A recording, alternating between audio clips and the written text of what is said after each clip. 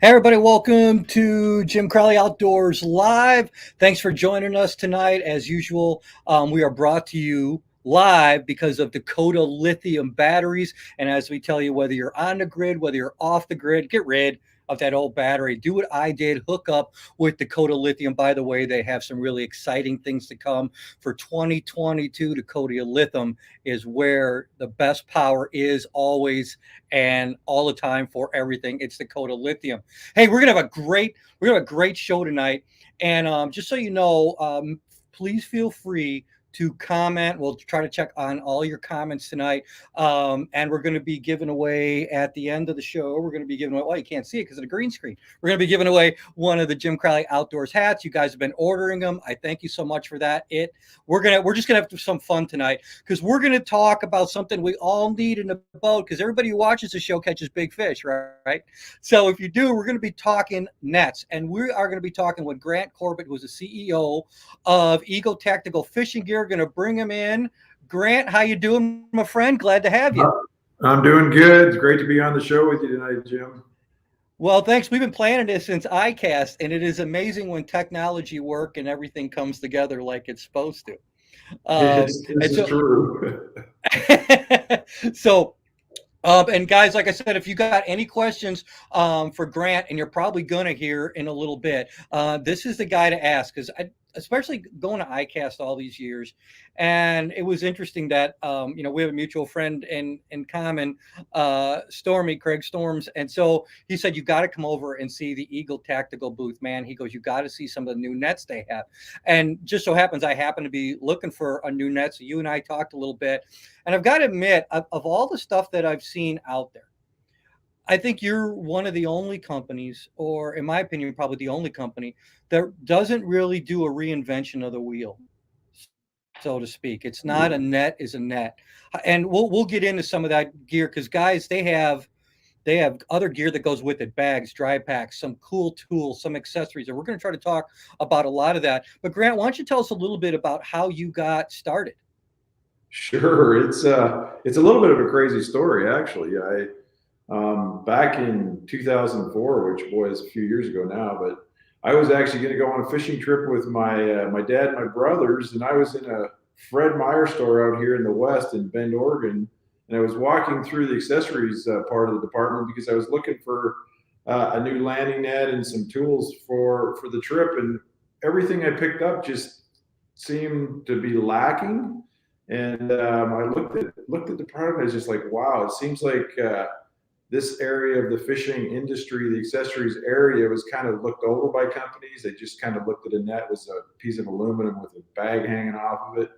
And some of the other tools too, just from a design and functionality standpoint, seemed to be lacking. And so, I said to myself, this can be done better. And that's actually really where I started. So had no contacts in the industry, really had nothing, but I just, I guess the good old fashioned American way, went out and started to work hard and try to bring some innovation and value to the product, and innovation and design that I believe would be important to the user, to the customer, to the angler, to kind of elevate the product quality And and the standard.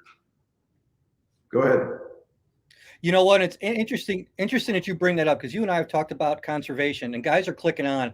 And this is a question from Rodney Hubbs, and this is what you and I were talking about a little bit ago. He said, "Does netting hurt the fish?"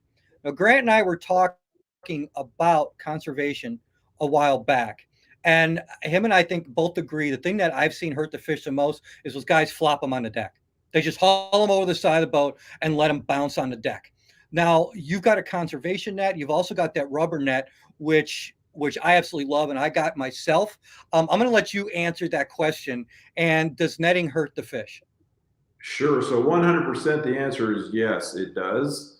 The traditional old style nylon or cotton mesh bags that had the knots in them, those types of bags are actually very hard on the fish. They remove the slime. They can tear off scales. They Mhm. can tear their fins when they're flopping around. So definitely the mesh type of mesh on your landing net Right. matters.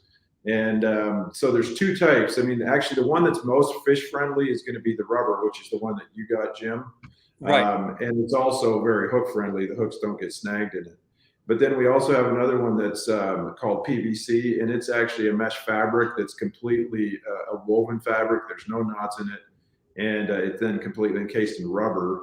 And it works really well in terms of preservation and protection of the fish. It's not quite as hook friendly as the all rubber, but it is more durable. It has less water drag. So there's things to think about as you consider the mesh bag. That's certainly fish friendly, and then water drag, weight, all those kinds of things, and also cost bears into it too. But absolutely, mesh matters in terms of the preservation of the fish. So if you care about that, which I hope everybody does, because we have to do more to preserve our fisheries, Right. then certainly look at the mesh type you're using. I know on Major League Fishing and the Elite Series, these guys all look cool pulling the bass out and dropping it on the deck and all that stuff. But the damage that's doing to the fish it's brutal. I know, and I'm so glad one of the series MLF actually went to a landing penalty, and I'm a lot happier to see at least the guys are taking really good care of the fish on that. I was watching a couple series this weekend that obviously I'm not going to mention the thing, but throwing the fish over the side of the boat. One, I don't think it's cool. Two, it's definitely not good on the fish. And three, I don't think it shows respect for the sport that we all have and love to do. And everybody's going to have their own way of doing it. But if you want to preserve the resource, one of the best ways to do it is take care of the fish after you're landing them. That's probably the major reason that I went to, and I'm going to flash this up on the screen. I went to a rubber style net right here. And this is the extendable S2 glider, which this is net. And I bought this net. I love it. I love it. I wanted something that was going to be compact in my boat, but that I could extend on the handle here. And it's fantastic. It's well built. I love the grip on there, but it's also going to be good with the fish. One of the other nets I really like, and Grant was talking about that mesh and how this is not harmful to the fish, is a guide series net, which actually has a measurement inside that net. And I think that's a great idea, especially for guys. There's some places, especially up north, Minnesota, and places that have slot limits on walleyes. I think that's a fantastic idea because there you don't even really got to take the fish out of the net. You can lay them on the deck in the net with the measuring where they can lay on that material that's in the net.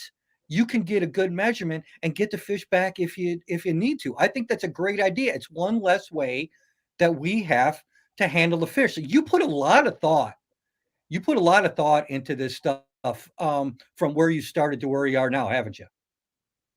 Yeah, you might say. Where my brain, I guess, never shuts off. I guess it's a blessing and a curse, and I'm always looking at everything we do and trying to say, okay, where do we improve? How do we improve the functionality of the product? And like the MeasureNet, which you showed there for the guides, it removes one more touch point. If you're gonna let a fish go, you don't even have to touch it really. You just get your Right. measurement, pop the hook, and put it back in the water. So always trying to think about what's going to be helpful, what's going to be useful, and then what's going to preserve the fishery.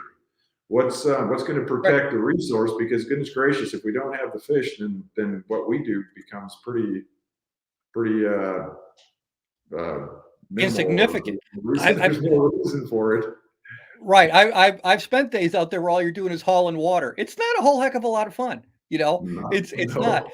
no. We've got a couple questions here. Actually, Doug Anderson, is it easy to land fish by yourself with your design? And Doug, I'm telling you from the net I have, and Grant can get into this a little bit because they have different lengths and extensions. But from the shorter extension that I have, it's pretty darn easy because there are good grips on this net, and it's pretty easy to extend the net and then land the fish by yourself because he has several different hoop sizes in the net. So I got about a medium sized one that's perfect for bass fishing. So I'm going to say, yeah, I'm going to let Grant answer that in a second. But I also want to say, here's Mike Paone coming in from Florida. And he said, I've used a rubber net for years. Ego makes a great one. So there you go. That's Well, we appreciate that. so there's Tony Lamarca here. Hi, Tony. Yes, I'm doing great, Tony. Thanks for joining us tonight. Let's get back to that question that Doug asked Grant, and he says, "Is it easy to land a fish by yourself with your design?" Now, do you have one of the nets right there that you can extend a little I, bit, um, show them? I don't have it actually right here in the room with me. Do you have you have I yours? do. I'm going to show you. I'm going to show you mine here. Hold on a second, guys. So we'll go to we're going to go to my layout here, and Doug, I'm going to show you. We'll get back to Grant in a second, but with that button right there, this is pretty easy. As you see, the net goes out in both ways. Okay, let me get over here. Here you go. It goes out in both ways. So, and there's little sections like I can lock it right here. I can lock it right here. Okay, so there's different ways. In one handed, it's very easy. So, on top of that, when I shut it all down, it gets pretty easy to store. So, to answer your question, Doug, yeah, it does. So, So let me, if I could just jump in a little bit to add to sure, that. go ahead. So definitely on the smaller models, like the one you have, Jim, is the compact, and then you can go up to the 29-inch handle, and then there's the 48 to 108. Obviously, the bigger net you go, the heavier it becomes because we're always trying to balance the strength weight factor. It's the ongoing challenge that we have, and then also cost of materials. You know, we could go to a carbon fiber, and that would make the net super light and super strong, but then it would be ridiculously expensive.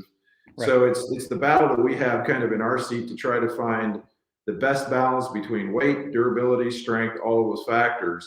But certainly the compact nets, the medium nets with the S2 handle, those should be definitely easy to use one-handed. Again, it comes down to strength of the angler as well, how much arm strength you Sure. have.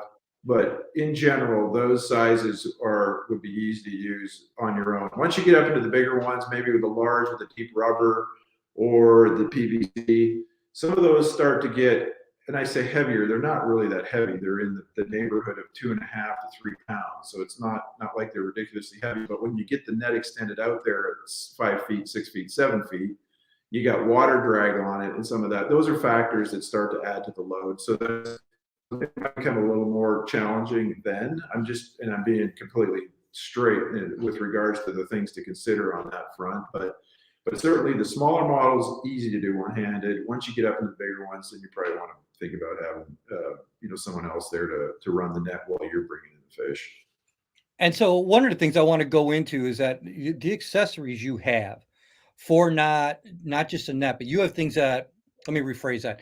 You can add accessories onto your net that you have. And one of the things I wanted to explain, because when I saw it, I go, this is a great idea, but this is the lure retriever that actually goes on to that handle of certain one of your nets. So can you talk a little bit about that lure retriever? I think that's a fantastic idea.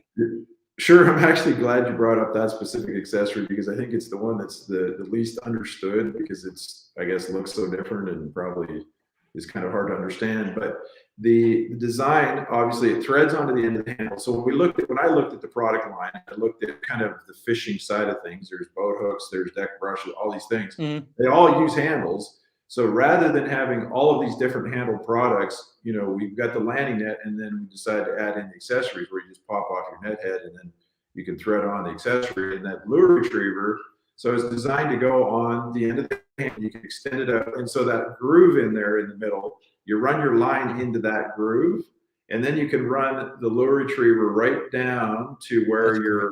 your crankbait is hooked up.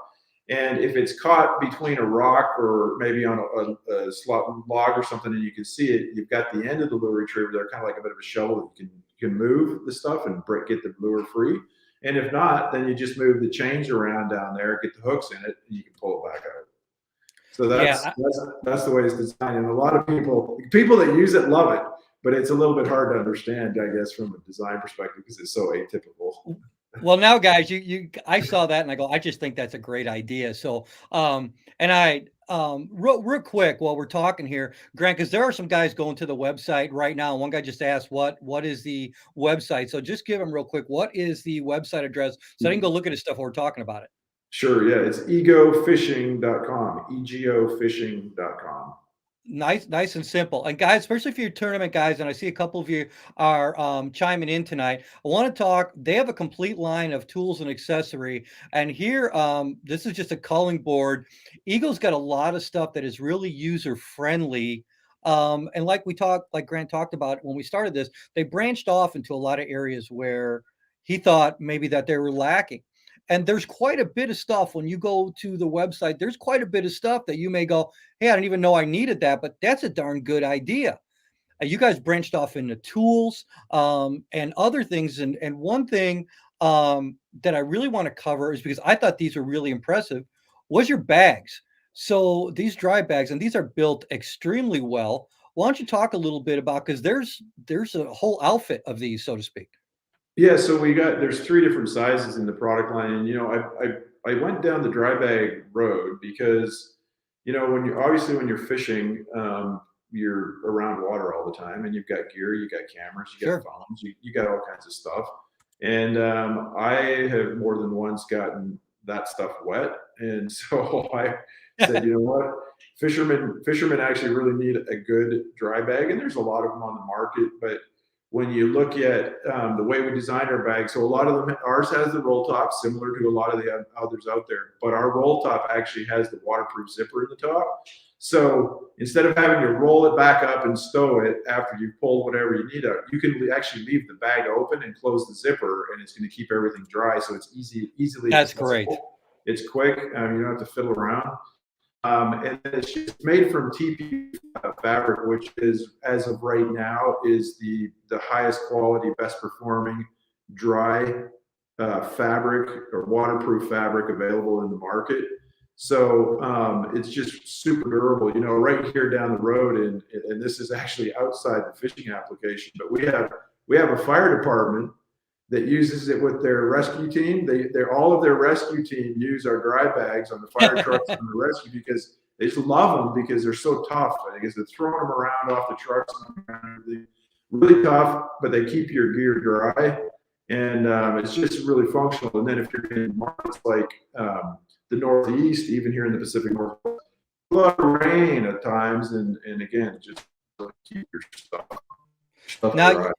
you guys also have tackle bags that you have, and I don't know if you have any there with you, but this is the same thing. I mean, there's a lot of compartment. It's well built. I love with the American flag on the side, but you guys got some really cool stuff. Again, you're expanding that line of, and that's why it's called Eagle Tactical fishing gear because you've got a lot of gear that goes into this stuff, and I think it's really really cool that you can go from dry bags all the way to tackle things to or tackle compartments, everything that you could possibly want.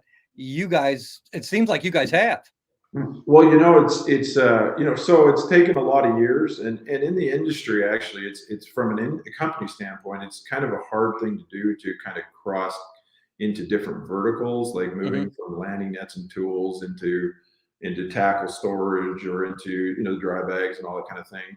But we've been blessed in the process of just coming to work and working hard and trying to do the best we can for our customers and bringing value to them to be able to move into these other verticals. And the tackle storage is become actually a very important part of our company. Sure. And when you look at it, what I wanted to do with this company was develop a series of products that every angler needs once they get the fish to the side of the boat. So we don't do rods, we don't do reels, we don't do line, but we have something and a very good something, a very good product for every need you have once you get the fish to the side of the boat. And obviously, it's a very smart idea to go into tackle management because kayak fishing has gotten so huge. Oh And to man, be able to yeah. keep all the stuff together and some of the designs I saw, guys, go to egofishing .com because there's a lot more there than when you think, a lot more there than nets. It's nets and everything else. Got another question here. I think this is Mike again from Florida. He said, "Are those bags, Grant, saltwater safe?" The tackle box bags, the dry bags. So that's a good question. All of the zippers are saltwater safe. Some of the zipper pulls on the tackle box backpack, those can, if you don't clean them after you use them, they can corrode over time. Dry bags certainly are saltwater safe. The components are all friendly to that environment.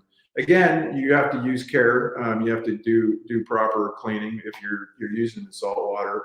But we've got a lot of anglers, a lot of kayak anglers that use Yep. the tackle box backpack and the shoulder bag that are fishing salt water, and they love the bags. And a lot of guides with their bigger boats and out in the rain and stuff using the dry bags for their gear and in saltwater environments, and they're happy with them too. So yes, but definitely you got to take care. And I got another question here from Nilj Helt. He said, "Hi, welcome to the show again." He said, "Do the tackle bags use a proprietary size stowaway tray, or are they compatible with the more standard size that is commonly available?" Great question. Appreciate the question, actually. And so when I developed that product, I actually developed it to go with the standard size boxes that are well known in the industry, the Plano 3600, the Plano 3700. Those are pretty typical, pretty standard, and really broad based use. So if the backpack, and this is actually a point on the backpack that a lot of people don't realize. In the picture you saw, it held 4 trays. Those trays are the 3600 style tray, and Hmm. those 4 sit in the bottom, like you saw in the picture. We also designed it so the top compartment has a floor in it, and that floor you can actually remove. And if you prefer to put in your Plano 3700 style boxes, you can actually put them in vertically, library style, through the top compartment. Once you take the floor out, so you can take those 3600s out and put your 3700s in the backpack. Now, I think that's awesome, guys. I appreciate all the comments tonight, and like I said, we're going to give away a hat, one of the new Jim Crowley Outdoors hats here at the end of this. But Grant, tell them again where they can find. We threw a whole lot of information out there, and let's see, let's see. Okay, Nelson, he said thanks for that. Is awesome. Um, are the yeah, Tony, the prices are there on the website. Those are them. So hey, let tell us, Grant, let give us some information about how people can find you on social media, the website again, because I think we definitely have some interested people tonight that want to find out more. So yes, we've got a Facebook. We got a Facebook page, Ego Fishing Gear on Facebook. We have Instagram as well, and then obviously the website egofishing.com. So we're kind of in those main areas, and you can get a hold of us there. Always feel free to email us off the website. There's a contact form, and call in. We've got great staff that are here to help in any way they can. And while we're on this one, and Jim, actually, I just want to throw out there for your audience and anybody listening that, also if there's anybody that has any warranty issue, please let us know, because Yeah, we know things happen, things get torn up, and we do our best to send out quality product. Everything goes out of this shop only after it's been touched. We don't just send it out the door without having looked at it and handling it and making sure that it meets quality standards. But things happen. Let us know, and if sure. we know, we will do our best to take care of whatever that issue is for you. Folks, I don't think you can get any better than that. And like I said, the setup I saw there at ICAST was very impressive. There's a lot of products. We'll take one last question here from Rodney Hubbs, and he said, "Do the Grant? Do the dry bags have hard or soft bottoms?" Can you tell them again, please, Grant? Sure, yeah, they actually have soft bottoms in them. It's fabric, so there's two end panels and then one main body panel that are welded, or it's called RF welding. They're RF welded together, so the bottom is soft. There you go. Grant, thanks a lot. Hey guys, for those who are going to be tuning in later to this, if you didn't watch us live tonight, of course, you're always going to be able to see it on Facebook. You're going to be able to see it on YouTube. Thanks for the people who joined us from YouTube tonight. Stay tuned for a little bit more. Same as always from Facebook.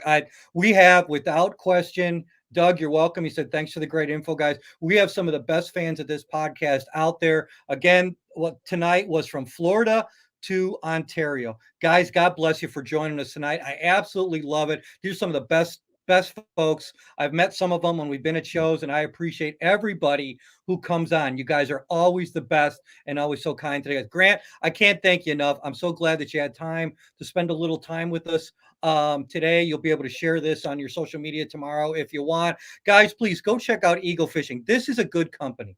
This is a good company. I'm going to end up buying some more stuff from them. I like those dry bags. I already have one of their nets. And when it comes to conservation, landing fish the right, safe way to product or to preserve the resource, I think Eagle Fishing pretty much has it all netted, so to speak. They do the absolute best.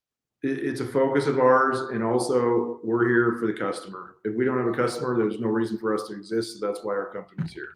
That's right. Amen to that. Grant, thank you, my friend. Everybody, thanks for joining the stand for a minute. Grant, I'm going to let you go. I will talk to you soon. Thank you for your time. Thank you. Really appreciate it, Jim. See ya.